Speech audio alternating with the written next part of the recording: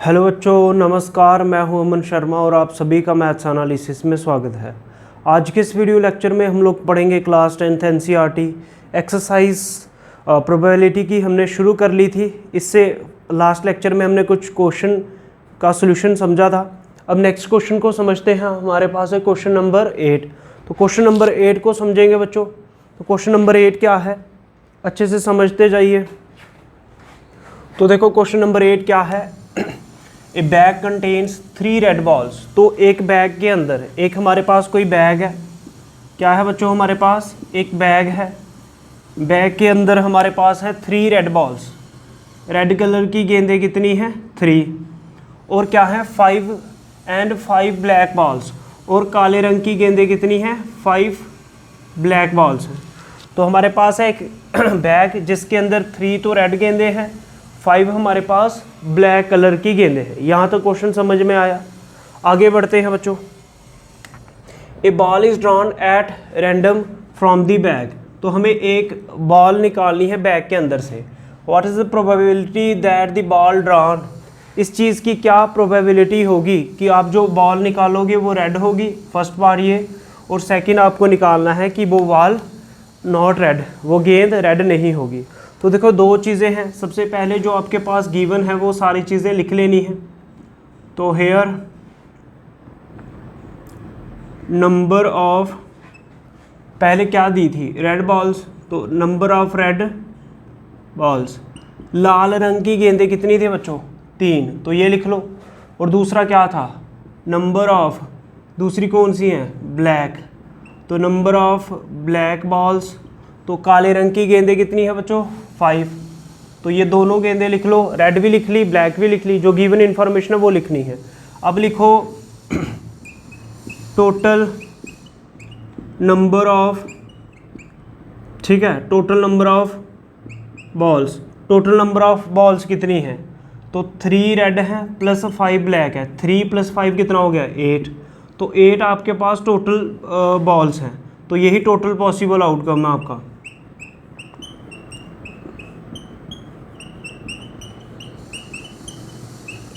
तो ये 8 है, मतलब टोटल पॉसिबल केसेस। यहाँ तक समझ में आया आपको? आपने दोनों चीज़ें लिख ली। अब आपको फर्स्ट पार्ट में प्रोबेबिलिटी किसकी फाइंड करनी है? फर्स्ट पार्ट में प्रोबेबिलिटी निकालनी है रेड गेंद की। Probability of red balls. तो रेड बॉल्स की प्रोबेबिलिटी क्या होगी? जो चीज़ पूछ रहा है मतलब फेवरेबल केसेस ऊपर लिखने हैं। नंबर ऑफ रेड बॉल्स, तो रेड बॉल्स ऊपर लिखनी है upon total number of balls. जो टोटल गेंदें हैं वो बच्चों हमें नीचे लिखनी होती है। यहाँ तक समझ में आया बच्चों आपको? तो देखो आगे क्या करेंगे हम। तो मेरे को ये बताओ प्रोबेबिलिटी ऑफ रेड बॉल्स तो कितनी आ जाएगी? तो नंबर ऑफ रेड बॉल्स, तो रेड बॉल्स कितनी है बच्चों? 3 upon total number of balls. Total गेंदें कितनी हैं? 8। तो 3 अपॉन 8 आपकी प्रोबेबिलिटी होगी रेड बॉल की। बोलो यहाँ तक पता चला? अब सेकंड पार्ट में आपको क्या करना है? तो नॉट रेड, जो रेड नहीं है उनकी प्रोबेबिलिटी फाइंड करनी है। तो सेकंड पार्ट को देखते हैं बच्चों। सेकंड पार्ट में आपको फाइंड करनी है probability of not red. PR0 का क्या मतलब? Probability of not red. बोलो बोलो बच्चों, पता चल रहा है? तो देखो आपने ये फार्मूला पढ़ा है। वी नो, क्या जानते हो आप? Probability of event plus probability of not event equals to 1। इसका मतलब मैं यहाँ पे ये यूज़ कर सकता हूँ, probability of red plus probability of not red equals to 1। बोलो बच्चों, पता चल रहा है? अब ये बताओ प्रोबेबिलिटी ऑफ रेड बॉल्स। तो रेड गेंदों की प्रोबेबिलिटी कितनी है? 3 अपॉन 8 प्लस नॉट रेड की आपको फाइंड करनी है सेकंड पार्ट में। तो probability of not red find करनी है इक्वल्स टू 1। ये नॉट पढ़ते हैं इसको। Probability of not red equals to 1 plus का 3 अपॉन 8 बच्चों, ट्रांसपोज होके माइनस का 3 अपॉन 8 आ जाएगा। बोलो बच्चों, पता चल रहा है? प्रोबेबिलिटी ऑफ नॉट रेड तो क्या आएगा? 8 × 1, इसके नीचे कुछ नहीं तो 1 होता है। 8 × 1 8, बीच में नेगेटिव साइन है, इसके नीचे 1 होता है। 1 × 3 कितना? 3 अपॉन, इसके नीचे कुछ नहीं तो 1, 8 1 = 8, देखो बच्चों, जिसको नहीं करना था, अगर बीच में माइनस साइन है, इसको इससे मल्टीप्लाई, इसको इससे मल्टीप्लाई और नीचे वाली टर्म नीचे से। 8 माइनस 3 कितना, 5/8। तो प्रोबेबिलिटी नॉट रेड की आ जाएगी 5/8। ये आपका सोल्यूशन होगा बच्चों इस क्वेश्चन का। अच्छे से नोट कर लीजिए। सेकंड पार्ट को करने के लिए एक और तरीका है, वो भी समझाते हैं, पहले यहाँ तक नोट कीजिए आप। दूसरा तरीका समझते हैं बच्चों सेकंड पार्ट को समझने का। तो देखो, उसने बोला है नॉट रेड की प्रोबेबिलिटी फाइंड करो, तो मैंने लिख लिया प्रोबेबिलिटी ऑफ नॉट रेड। अब देखो बच्चों, इस बैग के अंदर दो ही कलर की गेंदें थी, एक तो रेड थी, एक थी ब्लैक, दो ही रंग की गेंदें थी। और सेकंड पार्ट में बोल रहा है रेड नहीं लेनी। नॉट रेड का क्या मतलब, रेड वाली नहीं लेनी है। तो रेड वाली अगर नहीं लेनी है तो कौन सी बची, ब्लैक वाली। इसका मतलब ये जो इसने लिखा है प्रोबेबिलिटी ऑफ नॉट रेड, इसका यही मतलब हो गया, नॉट रेड का यही मतलब हो गया प्रोबेबिलिटी ऑफ ब्लैक। अगर वो बच्चों पूछ रहा है कि मेरे को रेड नहीं लेनी है तो कौन सी लेनी है, फिर ब्लैक वाली। तो प्रोबेबिलिटी ऑफ ब्लैक बॉल की निकालनी पड़ेगी, प्रोबेबिलिटी ऑफ ब्लैक बॉल्स। तो काले रंग की गेंदें कितनी है बच्चों, ऊपर लिखना होता है फेवरेबल केसेस, ब्लैक बॉल्स कितनी है 5/, नीचे लिखना होता है टोटल बॉल्स कितनी है, टोटल गेंदें कितनी है 8। समझ रहे हो, क्योंकि 5 + 3। तो देखो, ब्लैक बॉल की पहले भी इतना ही प्रोबेबिलिटी आई थी, अब भी। ये इसका सोल्यूशन है बच्चों, अच्छे से नोट कर लो। क्वेश्चन नंबर 9 को समझेंगे बच्चों। क्वेश्चन नंबर 9 को पढ़ो। तो देखो, क्वेश्चन नंबर 9 क्या है, a box contains 5 red marbles. तो एक बॉक्स के अंदर हमारे पास 5 रेड मार्बल्स है, ध्यान से देखते जाइए। तो देखो, एक डिब्बा है जिसके अंदर रेड मार्बल्स कितने हैं 5। तो मैंने लिख लिया number of red marbles equals to 5। जो जो चीज़ें हैं वो लिखते जाओ। मार्बल्स क्या होते हैं बच्चों, वो कंचे नहीं खेलते छोटे बच्चे, गोल गोल से होते हैं, उनको मार्बल्स बोलते हैं। तो देखो, रेड मार्बल्स कितने हैं 5, 8 वाइट मार्बल्स। तो वाइट मार्बल्स कितने हैं 8, तो लिख लिया number of white marbles equals to 8। बोलो बच्चों, पता चला। एंड 4 ग्रीन मार्बल्स, और ग्रीन मार्बल्स कितने हैं 4। तो ये चीज़ भी लिख ली, number of green marbles equals to 4। बोलो बच्चों, पता चल रहा है। 1 marble is taken out from the box at random. किसी डिब्बे के अंदर से हमें एक मार्बल को उठाना है रैंडमली। मान लो ये बॉक्स है, इसके अंदर 5 तो रेड मार्बल्स हैं, ठीक है, और 8 हमारे पास वाइट मार्बल्स हैं, और 4 हमारे पास ग्रीन मार्बल्स हैं। समझ रहे हो, ऐसे करके पड़े हुए हैं मार्बल्स, वो कंचे, ठीक है, पूरा डिब्बा भरा हुआ है। अब हमें एक ही मार्बल इसमें से उठाना है, ठीक है। What is the probability that the marble taken out will be. तो हमें प्रोबेबिलिटी फाइंड करनी है कि आपने जो मार्बल निकाला वो आपका रेड होगा, वाइट होगा और नॉट ग्रीन होगा। तो 3 पार्ट आपको सॉल्व करने हैं। तो यहाँ पे देखते जाइए। सबसे पहले मेरे को लिखना पड़ेगा total number of marbles. Total marbles कितने हैं, रेड है 5, वाइट है 8 और ग्रीन है 4। इन सभी को प्लस कर लो, टोटल मार्बल्स आ गए 17। बच्चों, जो टोटल पॉसिबल आउटकम्स होते हैं, जो टोटल है, वो हमेशा हमें क्या लिखना है, हमें प्रोबेबिलिटी के लिए याद रखना है न्यूमरेटर अपॉन डिनोमिनेटर। न्यूमरेटर में लिखना होता है फेवरेबल केस और डिनोमिनेटर में लिखना होता है टोटल केसेस। मतलब जो टोटल नंबर आएगा ना, वो हमेशा नीचे लिखना है, समझ रहे हो, जो बड़ा नंबर होगा। और जो फेवरेबल, जो पूछ रहा है, जैसे रेड मार्बल पूछ रहा है, वो ऊपर लिखना होता है। ये चीज़ें याद रखनी है। तो मैं फर्स्ट पार्ट करता हूँ, probability of red marbles. Probability of red marbles को आप शॉर्ट में ऐसे भी लिख सकते हो, PR। तो प्रोबेबिलिटी ऑफ रेड मार्बल्स, तो ये बताओ रेड मार्बल्स हैं कितने 5/, टोटल मार्बल्स कितने हैं 17, तो 5/17 ये आपकी प्रोबेबिलिटी ऑफ रेड मार्बल्स होगी। बोलो बच्चों, समझ में आया। सेकंड पार्ट को समझते हैं, probability of white marble. Probability of white marbles, तो प्रोबेबिलिटी ऑफ वाइट मार्बल्स को PW भी लिख सकते हो, ठीक है, प्रोबेबिलिटी ऑफ वाइट मार्बल्स। तो अब वाइट मार्बल्स कितने हैं बच्चों, वाइट हैं 8, तो फेवरेबल जो पूछ रहा है वाइट मार्बल्स के लिए पूछ रहा है वो ऊपर लिखना है, और टोटल कितने थे 17, ये नीचे लिखने हैं। बोलो बच्चों, क्या ये समझ में आया। 2 पार्ट हो चुके हैं हमारे। तीसरा देखो, बड़ा ही इंटरेस्टिंग पार्ट है। थर्ड पार्ट में क्या पूछ रहा है, probability of not green. Probability किसकी, नॉट ग्रीन, ग्रीन नहीं लेना। कौन सा नहीं लेना? ग्रीन नहीं लेना। अब देखो ग्रीन की प्रोबेबिलिटी नहीं लेनी, मतलब बाकी सारे ले सकते हो। अब आपके पास एक बॉक्स था, ध्यान से सुनते जाइए बच्चों, एक बॉक्स था, उसके अंदर तो 5 थे रेड मार्बल्स, ठीक है, और थे 8 थे वाइट मार्बल्स और 4 थे ग्रीन मार्बल्स। बोलता ग्रीन वाला नहीं चाहिए। नॉट ग्रीन का क्या मतलब? ग्रीन वाला नहीं चाहिए। तो इसका मतलब कौन से चाहिए? वाइट और रेड तो ले सकता है, समझ में आ रही है बात? इसका मतलब वाइट और रेड दोनों की पूछ रहा है, सिर्फ ग्रीन नहीं लेना। तो वाइट और रेड कितने हैं दोनों मिला के? बोलो बच्चों। हाँ 13। तो नॉट ग्रीन की प्रोबेबिलिटी क्या आएगी? जो ग्रीन नहीं है, तो ये रेड है ये ले सकते हो, ग्रीन नहीं लेना बस। और वाइट कितने हैं? 8 ये ले सकते हो। और नीचे टोटल तो जो बॉक्स के अंदर है वही आएंगे, वो क्या है? 17। तो इन दोनों को प्लस करो, ये आ रहा है ये आ जाएगा नॉट ग्रीन की प्रोबेबिलिटी। क्या बच्चों ये पता चला? ये समझ में आया? आगे बढ़ते हैं। एक और तरीका है, आपको ये फार्मूला भी पता होगा। वी नो, क्या जानते हो आप?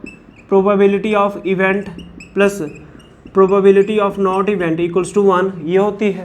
बोलो चल रहा है पता? अब देखो इवेंट की जगह अगर मैं लिख दूं probability of green plus probability of not green equals to 1, ऐसे भी कर सकते हो। बच्चों आपको दोनों तरीके सीखने हैं।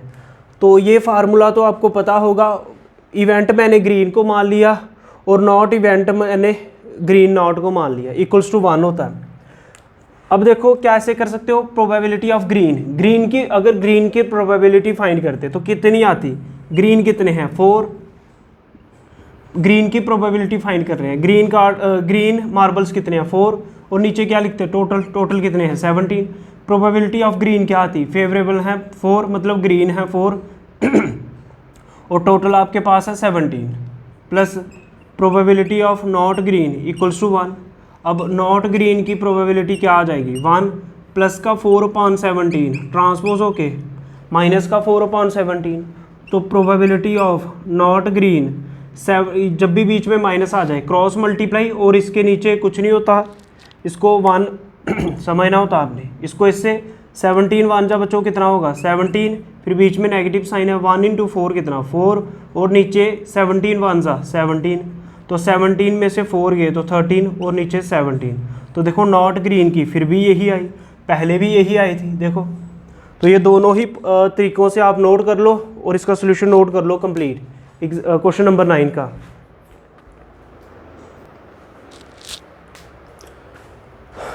टेंथ क्वेश्चन को समझते हैं बच्चों। तो देखो 10th क्वेश्चन क्या है? ए पिगी बैंक कंटेन्स। तो पिगी बैंक बच्चों आपको पता है, छोटे बच्चों ने लगाया होता पैसे इकट्ठे करने के लिए, जो घर वालों से मिलते हैं उनको। आप में से किसने लगाया है? कमेंट सेक्शन में ज़रूर बताना। तो देखो क्या है? ए पिगी बैंक कंटेन्स 150 पैसे कॉइन्स। तो ध्यान से देखते जाइए, यहाँ पे शब्दों पे विशेष ध्यान दीजिए। क्या है? तो देखो यहाँ पे क्या आ रहा है? 100 जो है ना 50 पैसे कॉइन्स है। 50 पैसे हो गए 98, मतलब 50 पैसे ये है कॉइन्स की वैल्यू, और नंबर ऑफ कॉइन्स कितने हैं? 100, मतलब आपके पास 100 कॉइन्स, 100 नंबर ऑफ कॉइन्स 100 हैं और वैल्यू क्या है उनकी? 50 पैसे। मतलब 50 पैसे वाले कितने कॉइन्स हैं आपके पास? 100। ये बात थी। आगे बढ़ते हैं बच्चों। 50, ध्यान से देखिए, 50 रुपीज़ 1 कॉइन्स, 1 रुपये वाले सिक्के। 1 रुपये वाले सिक्के बच्चों आपके पास कितने हैं? 1 रुपये वाले सिक्के हैं 50 कॉइन्स हैं ₹1। यहाँ तक समझ में आया? 20, यहाँ पे शब्दों पे ध्यान दीजिए, हर वर्ड पे। 20 रुपीज़ 2 कॉइन्स, तो 2 रुपये वाले सिक्के कितने हैं? ₹2 वाले हैं 20 कॉइन्स। आगे बढ़ते हैं बच्चों। एंड ₹5 कॉइन्स, 5 रुपये वाले सिक्के कितने हैं? 10, तो 10 सिक्के हैं 5 रुपये वाले। क्या यहाँ तक क्वेश्चन समझ में आया?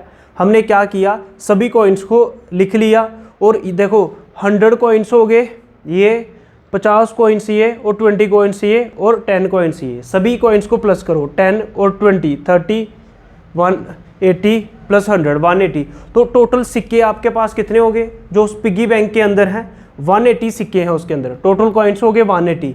टोटल हम क्यों फाइंड कर लेते हैं? क्योंकि टोटल हमें डिनोमिनेटर में लिखना होता है। समझ में आ रही है बात? आगे बढ़ते हैं बच्चों अब क्वेश्चन को।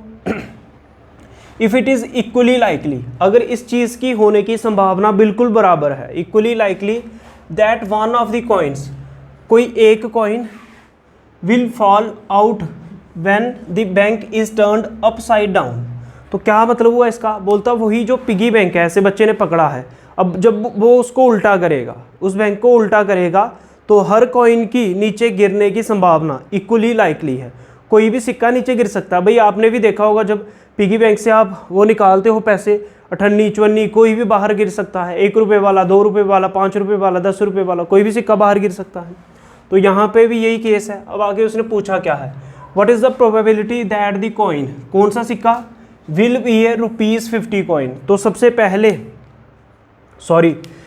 पहले 50 पैसा कॉइन ही नीचे गिरेगा, इसकी प्रोबेबिलिटी क्या है। तो बच्चों ये सारा आपको लिख लेना है, हेयर नंबर ऑफ ये कॉइन्स सारे, जैसे मैंने चार्ट बनाया आपको नंबर ऑफ लिख लेने हैं। तो टोटल कॉइन्स मैं लिख रहा हूँ और क्वेश्चन को शुरू कर रहा हूँ। हेयर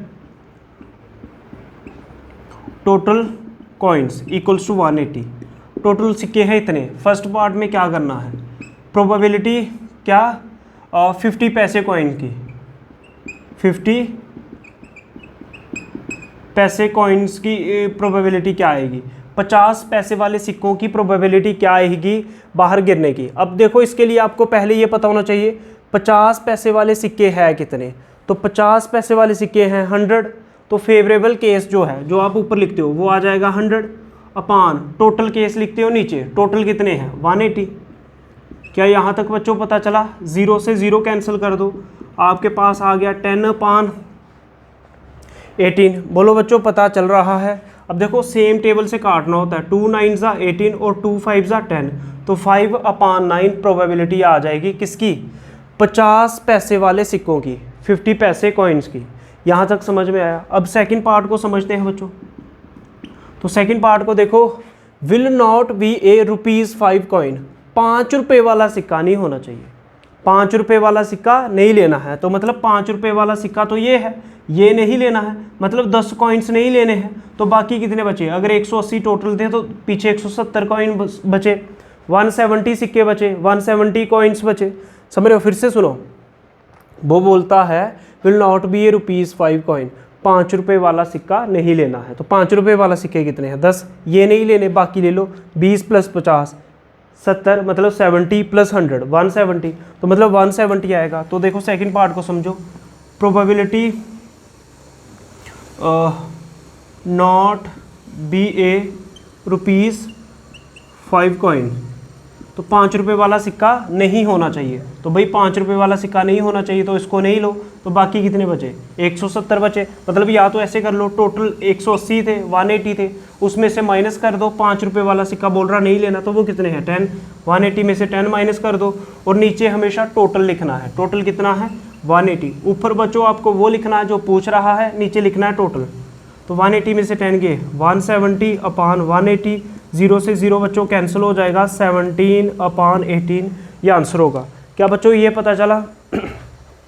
मेरी हेल्थ थोड़ी ठीक नहीं है, तो थोड़ा बोलने में भी मुश्किल हो रही है, तो आप भाषा तो समझ ही रहे होंगे। तो देखो आगे बढ़ते हैं।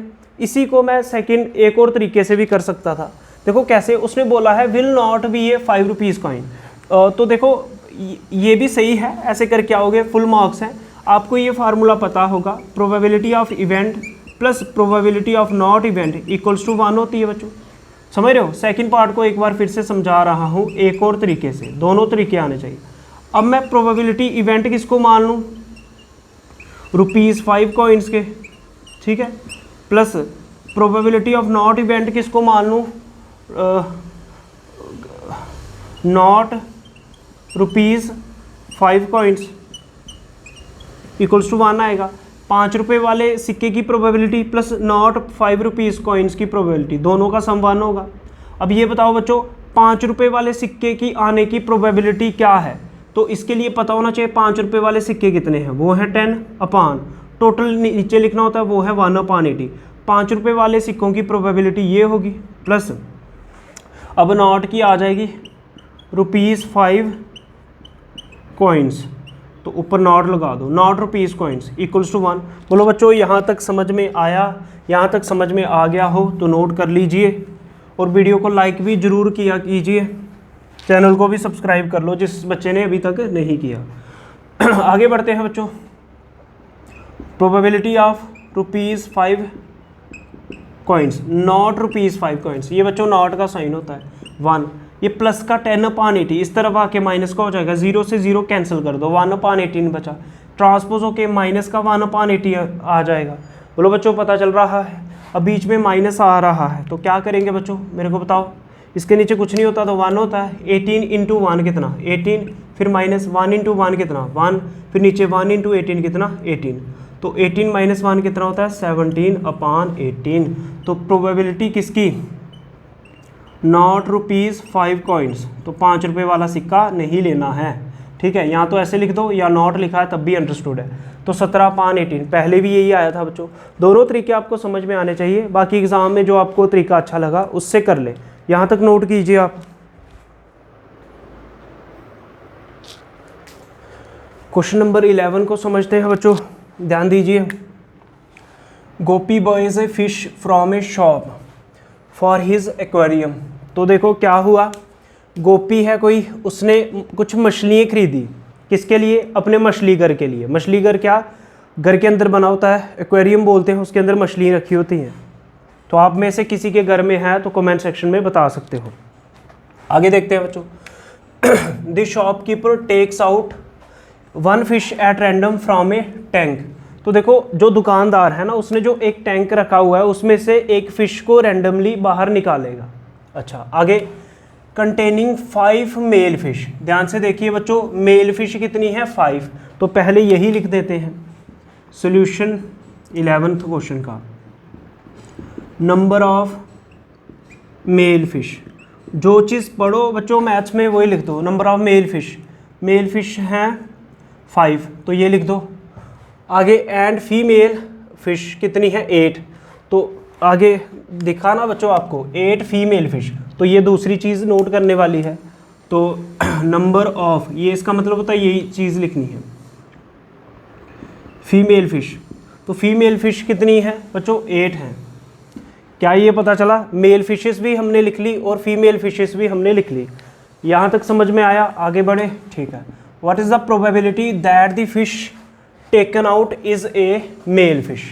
तो हमें प्रोबेबिलिटी किसकी फाइंड करनी है कि वो जो उसने मछली उस टैंक के अंदर से निकाली दुकानदार ने, वो मछली कौन सी निकली, मेल वाली फ़िश निकली। तो ये चीज़ आपको फाइंड करनी है। तो आ जाइए, सबसे पहले आपको टोटल चाहिए होता है, तो पहले लिख लेते हैं टोटल नंबर ऑफ फिशेस। तो टोटल मछलियाँ कितनी हैं 5 तो मेल फिश दी और 8 फीमेल फिश हैं। 5 + 8 करो तो 13 आ जाएगा। क्या समझ में आ रहा है। अब आगे देखते हैं, therefore probability of male fish. Male fish की प्रोबेबिलिटी कैसे आएगी, ऊपर लिखना होता है जो चीज़ पूछ रहा है, वो बोलते हैं favourable cases. Number of mail fishes upon total fishes. तो मेल फिशेस कितनी है, मेल मछलियाँ कितनी है, बोलो बच्चों 5, टोटल कितनी है 13, तो 5/13 इसका आंसर होगा। तो इसको नोट कर लो क्वेश्चन नंबर 11 के सोल्यूशन को। क्वेश्चन नंबर 12 को समझेंगे बच्चों। क्वेश्चन नंबर 12 को देखिए अच्छे से। तो देखो गेम खेली होगी, खेली तो नहीं होगी, देखी जरूर होगी कहीं ना कहीं पे। तो देखो क्या है, a game of chance consist of spinning an arrow. तो एरो को घुमाना है, तो विच कम्स टू रेस्ट, और फिर वो एक जगह पे एरो क्या है रुक जाएगा। ठीक है, देखो ऐसी गेम है, पहले मैं गेम ही समझा देता हूँ। तो देखो आपको कुछ सर्कल दिख रहा होगा, यहाँ पे कुछ नंबर्स लिखे हैं 1 2 3 4 5 6 7 8। ठीक है, ये एरो दिख रहा होगा, तो इसको घुमाना है तो एरो ये कहीं पे रुक जाएगा, 1 2 कहीं ना कहीं रुक जाएगा। ठीक है, ये गेम है। तो point at 1 of the numbers, तो इन नंबर्स में से कहीं पे भी रुक सकता है, 1 से लेके 8 तक। नंबर अच्छे से देख लीजिए कौन कौन से नंबर है।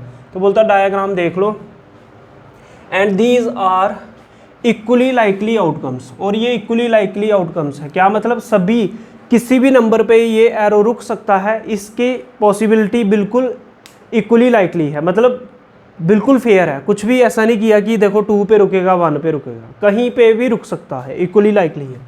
ठीक है, आगे हमें करना क्या है, what is the probability that it will point at 8। तो ये नंबर 8 पे रुकेगा, इसकी प्रोबेबिलिटी क्या है। ठीक है, एंड एन ऑड नंबर पे रुकेगा, इसकी प्रोबेबिलिटी क्या है। And A number greater than 2 से जो बड़े नंबर है उन पे रुकेगा। ए नंबर लेस देन 9, नंबर 9 से छोटे हैं उस पे रुकेगा। तो देखो उसने 4 पार्ट हमसे पूछे हैं, तो मैंने इसमें इवेंट भी 4 ही लेट कर लिए। इवेंट क्या होता है, जो टोटल आपके पास आउटकम्स होते हैं, जो सैम्पल स्पेस है, उसी में से एक कंडीशन की देखो जी ये आएगा कि उसने बोला ऑड नंबर चाहिए, तो ऑड नंबर एक इवेंट हो गया। समझ में आ रही बात। इवन नंबर चाहिए, वो भी एक इवेंट हो गया। तो 4 पूछे हैं, तो मैंने सभी को नाम दे दिया, event 1, event 2, event 3, event 4। Event 1 में उसने क्या पूछा है, 8 के बारे में पूछा है। क्या कि दी एरो कम्स एट नंबर 8 पे एरो कितनी बार आएगा। तो मेरे को ये बताओ 8 इसमें कितनी बार आ रहा है, 8 एक ही बार आ रहा है, तो 8 पे एरो कितनी बार आएगा, एक ही बार आएगा। तो मतलब इवेंट 1 में एलिमेंट्स कितने हैं, तो 8 पे एरो कब आएगा, देखो ये 8 पे एरो आ गया, तो इसमें एलिमेंट कितने हैं, 1। ये होते हैं एलिमेंट्स, हमें एलिमेंट्स गिनने होते हैं। एलिमेंट्स मतलब सैम्पल पॉइंट्स। तो मतलब इवेंट 1 में क्या है, 8 पे एरो कब आएगा, 8 पे एरो एक ही बार आएगा, तो ये है नंबर ऑफ एलिमेंट्स। समझ रहे हो। अब इसकी मेरे को प्रोबेबिलिटी फाइंड करनी है इवेंट 1 की। इवेंट 1 क्या है कि जब एरो 8 पे आएगा, 8 पे एरो इस सर्कल में एक ही बार आएगा, तो ऊपर लिखना है 1। ऊपर लिखना होता जो पूछ रहा है सैम्पल पॉइंट्स के एलिमेंट्स, नंबर एक ही बार आएगा। और टोटल कितने हैं, तो टोटल नंबर कितने हैं, 8, तो 1/8 इसकी प्रोबेबिलिटी होगी। फर्स्ट पार्ट आपका हो गया, बात समझ में आई। अब सेकंड पे बढ़ते हैं, फर्स्ट को मैं रब कर देता हूँ। सेकंड पार्ट को बच्चों देखते हैं। सेकंड पार्ट में क्या पूछा है उसने, एन ऑड नंबर। तो ऑड नंबर पे ध्यान से देखो, मान लो ये एरो है, ऐसे चलेगा ऐसे चलेगा, तो जो ऑड नंबर है ना उसके ऊपर ये एरो रुकेगा, उसकी प्रोबेबिलिटी फाइंड करनी है। अब सबसे पहले मेरे को देखना है कि ऑड नंबर है कौन कौन से। तो सेकंड में लिखना है the arrow comes at an odd number. Odd number कौन से होते हैं बच्चों, ऑड नंबर वो जो होते हैं जो 2 से डिवाइड नहीं होते, 2 से डिवाइड नहीं होते। तो वो 2 से डिवाइड नहीं होने वाला इनमें से कौन सा नंबर है, एक तो 1 है। ऑड नंबर में कौन कौन आएगा, 1 आएगा, 3 आएगा, 5 आएगा, 7 आएगा। 2, 4, 6, 8 नहीं आएंगे क्योंकि ये सारे 2 के मल्टीपल है, 2 से डिवाइड हो जाते हैं, 2 के टेबल में आते हैं। तो ऑड नंबर पहले लिखो। ऑड नंबर कौन कौन से है बच्चों, 1 है, 3 है, 5 है, 7 है। क्या 9 आएगा बच्चों, 9 ऑड में तो आता है, लेकिन यहाँ पे 8 तक ही लिमिट है। तो ये आपके कौन से नंबर आ गए, ऑड। ये तो आपने लिख दिया कि इवेंट 2 में एलिमेंट्स कौन कौन से आएंगे, ये सारे आएंगे, लेकिन हमें इनकी काउंटिंग लिखनी होती है, ये कितने हैं, 1, 2, 3, 4। हमें नंबर ऑफ एलिमेंट्स लिखने होते हैं बच्चों। क्या लिखने होते हैं, नंबर ऑफ एलिमेंट्स। तो ये है कितने हैं बच्चों, 1, 2, 3, 4, तो ये 4 ही आएंगे। तो सेकंड प्रोबेबिलिटी ऑफ इवेंट 2, तो सेकंड की प्रोबेबिलिटी क्या होगी, ऑड नंबर कितने आएंगे बच्चों, 4, मतलब ऑड नंबर 4 आ सकते हैं। और टोटल कितने थे, 8, तो 4/8 प्रोबेबिलिटी होगी सेकंड पार्ट की। 4 1 4, 4 2 8। सेम टेबल से इसको कैंसिल कर देना होता है। क्या बच्चों यहाँ तक समझ में आया आपको। अब थर्ड पार्ट को समझते हैं अच्छे से। तो थर्ड पार्ट को पढ़िए पहले। तो थर्ड पार्ट क्या है, ए नंबर ग्रेटर देन 2, जो नंबर 2 से बड़े हैं ना वो सारे ले लो। तो इवेंट 3 क्या है, the arrow comes at number greater than 2, जो नंबर 2 से बड़े हैं वो लिखो। 2 ये है, 2 से बड़े नंबर कौन है, 3, 4, 5, 6, 7, 8।